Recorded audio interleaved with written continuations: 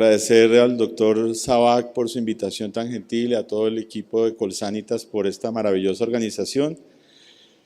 El doctor Sabac me ha puesto este reto y me lo ha puesto enfrente de personas que manejan el mundial y le agradezco mucho porque me permite aprender mucho de ellos además. No hay ningún conflicto de interés en el desarrollo de esta conferencia y hay que decir que es una patología que tiene datos que a nivel mundial pueden hablar de prevalencias tan altas como el 98% por 100.000, el 98 por 100.000 personas, siendo en algunas series igual en la presentación de hombres y mujeres. Sin embargo, lo que tenemos hoy claro es que es una patología más de hombres, 2-1, con un pico de presentación aproximadamente hacia los 55 años. Luego, pongan cuidado que estamos en época de tener pancreatitis crónica. En España, China, Japón, la prevalencia tiene unos cambios que van entre el 13 y el 52%. Se habla que allá puede ser la incidencia de 5 por 100.000. Y en los departamentos de emergencias, aunque no creamos, es una causa que se puede aumentar en prevalencia más o menos un 12% cuando llegan allá. Los factores de riesgo para la pancreatitis crónica y son fundamentales porque son parte inicial del diagnóstico para tener claridad de esto, pues ya los conocemos: un consumo prolongado y excesivo de alcohol, fumar en exceso durante mucho tiempo y algunos medicamentos que producen daño sobre el páncreas, dislipidemias, enfermedades autoinmunes y algunas afecciones genéticas hereditarias que ustedes ya conocen muy bien. Pero es muy interesante encontrar datos de Colombia. En Colombia, este trabajo hecho en la Fundación Valle de Lili, en Cali, del grupo del doctor Sepúlveda, muestran una edad muy similar a la que dice todos los artículos, una distribución por sexos muy similar también. Y nos llama la atención que un factor de riesgo muy importante es el consumo crónico de alcohol, como lo mencionamos, el de tabaco también.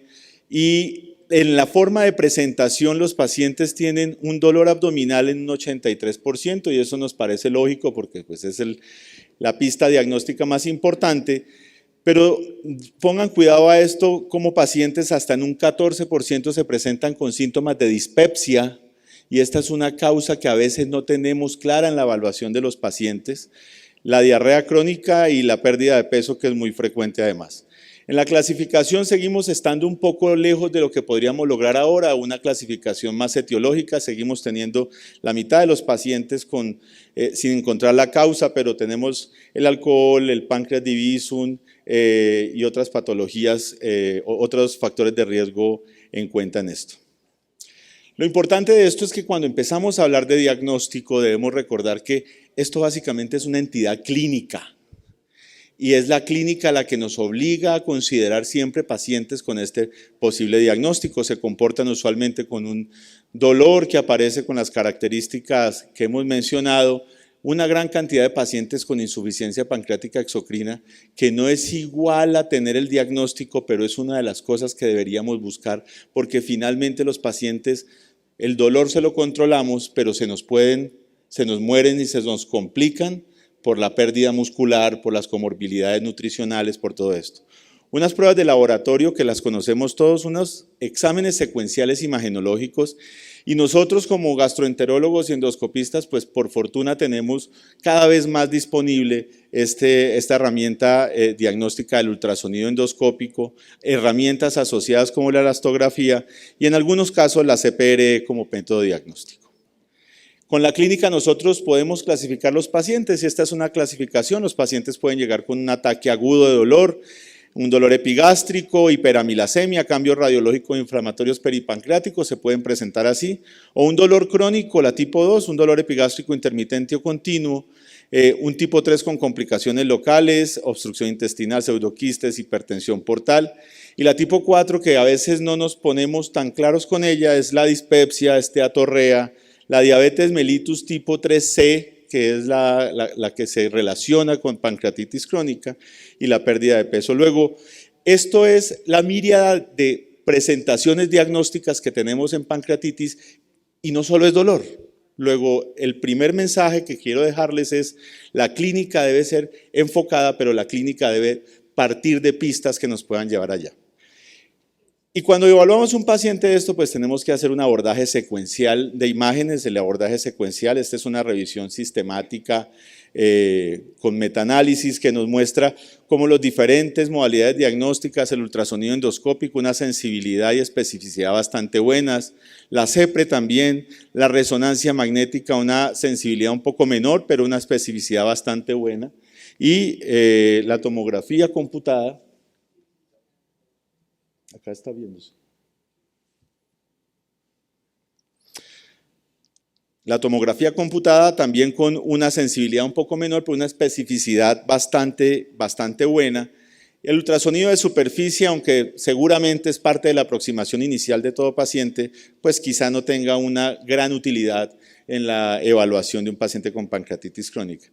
Y en el cabeza a cabeza nos llama la atención cómo comparamos contra la CPRE, que terminaría siendo muy buena en el diagnóstico en estudios previos. Hoy ya no hacemos CPRE diagnósticas en lo posible y menos para este tipo de pacientes, comparado con la tomografía, unas sensibilidades que se siguen comportando muy bien, el ultrasonido endoscópico que es descollante en la forma de rendir en el diagnóstico, y acá se presenta otra opción y nosotros hablamos mucho de eso.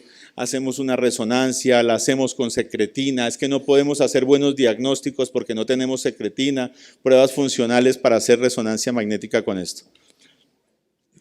Preguntémonos si realmente la necesitamos.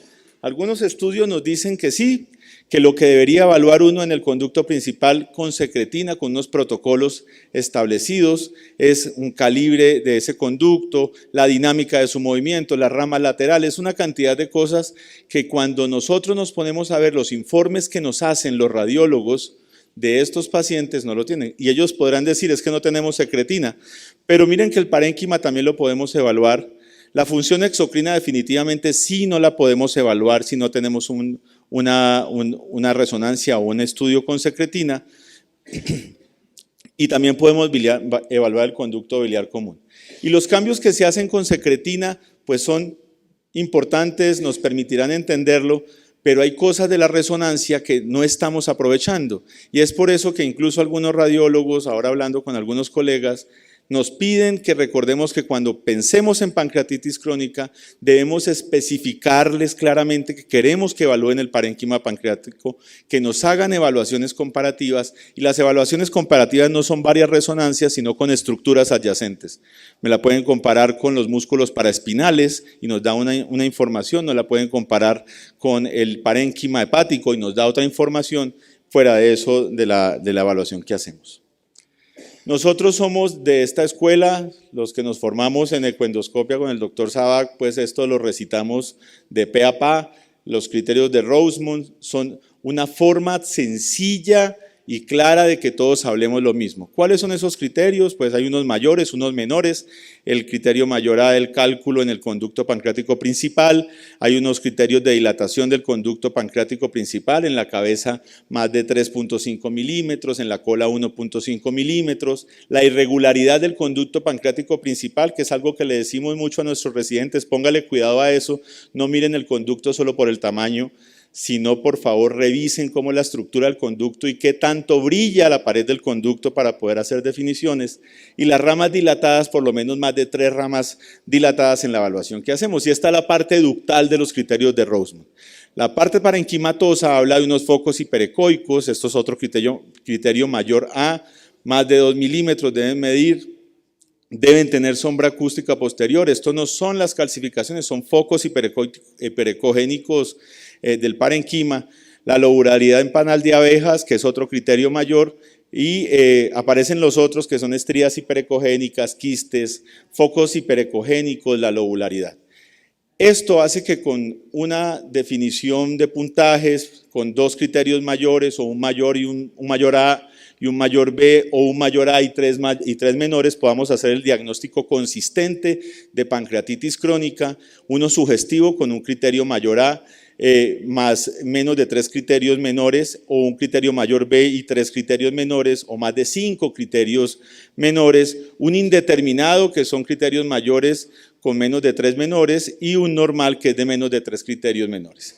Y los que hacemos ecoendoscopia sabemos que cuando tenemos el paciente en la cama de procedimientos y estamos con el equipo adentro y empezamos a ver solo las estrías hiperecogénicas y el paciente tiene clínica de pancreatitis, es donde nos damos cuenta que necesitamos otro tipo de herramientas secuenciales.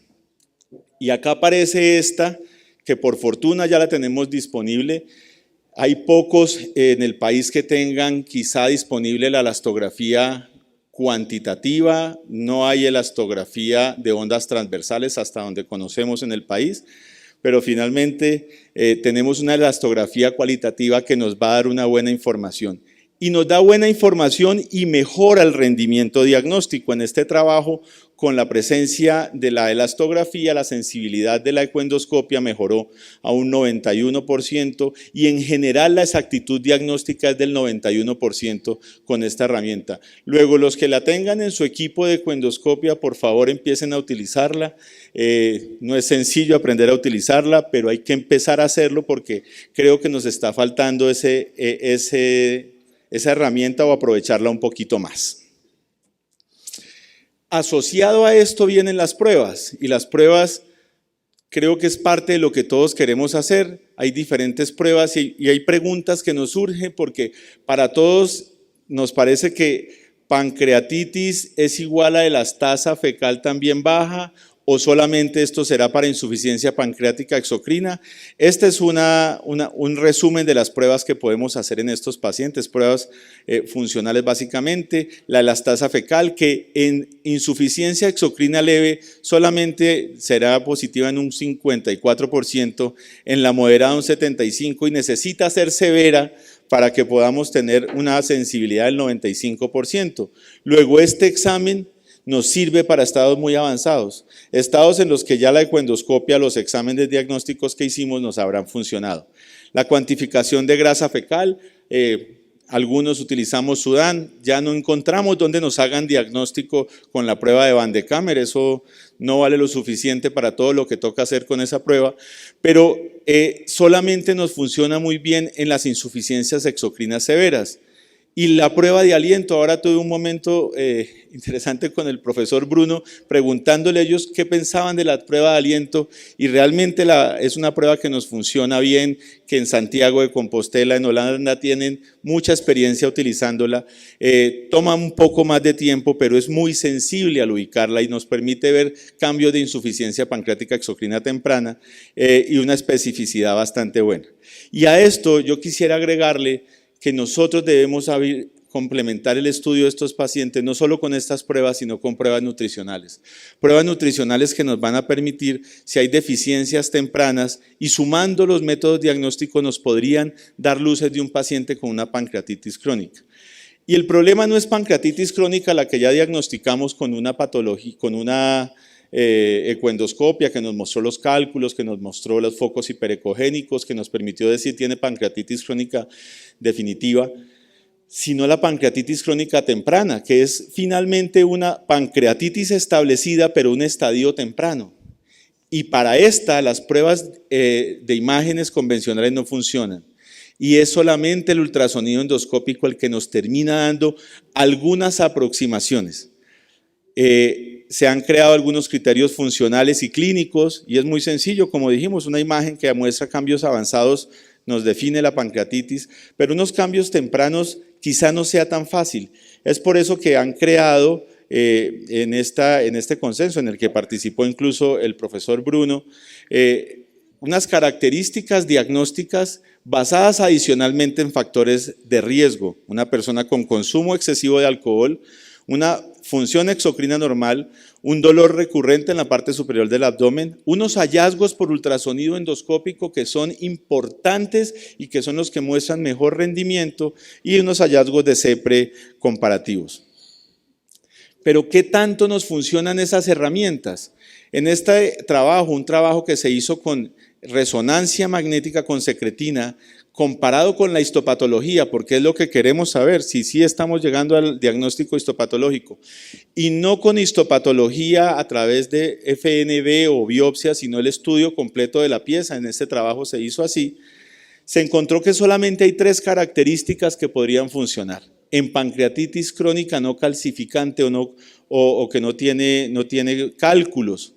Es un cambio en la razón de intensidad T1 del páncreas con el músculo paraespinal, la irregularidad del conducto pancreático principal y la normalidad del llenado venal. Pero para esto se necesitaría que pudiéramos hacer resonancia magnética con secretina. Luego, dejémoslo a un lado porque seguramente solo los 2 primeros hallazgos nos podrían servir. Y cuando el ultrasonido endoscópico dice que es normal o indeterminado, ¿qué es lo que pasa? Este trabajo es muy parecido al anterior, de hecho es el mismo grupo de la Universidad de Minnesota, y me llamó mucho la atención que cuando el ultrasonido endoscópico en este trabajo decía que era normal o indeterminado, en los normales el 50% de los pacientes que decía el ultrasonido que era normal tenían pancreatitis crónica. Y en los indeterminados, el 80% de los pacientes que decía que era normal indeterminado el ultrasonido tenían pancreatitis crónica. Pero cuando hablamos encontramos los diagnósticos o encontramos los criterios de pancreatitis crónica en el ultrasonido, ahí sí es casi perfecto el rendimiento diagnóstico. Entonces, seguramente la aproximación multietapa y de varios exámenes nos termina funcionando para esto. Nosotros tenemos un libro que en este momento lo está reeditando el doctor Cañadas, que es el Tratado de Pancreatología. Ahí este algoritmo de los que hemos hecho hace algún tiempo, muy sencillo, pero que nos puede decir qué hacer. Síntomas y signos sugestivos de pancreatitis crónica. TAC, si los hallazgos no son conclusivos. Si los hallazgos no son conclusivos, resonancia también. Si no, vamos a ultrasonido endoscópico. Pruebas de función pancreática, y si estos hallazgos no son conclusivos, quizá haya que llevar al paciente a CEPRE o a revisión de estudios adicionales para poder llegar a este diagnóstico. Para la casa hay que decir que es una patología de creciente carga para el sistema de salud, un diagnóstico difícil pero con base en la clínica y en la epidemiología. El papel de los métodos diagnósticos en este momento es comparable y en pancreatitis crónica temprana o incipiente la evaluación combinada puede ser la opción más prometedora en este momento. Yo le quiero agradecer, doctor Sabac, porque trabajando con usted, algunos nos dimos cuenta que a usted de pronto, cuando pequeñito quería ser astronauta y le entendieron mal y quiso ser fue gastronauta, y por eso estamos una cantidad acá trabajando con usted. Muchísimas gracias por su atención, muy amables.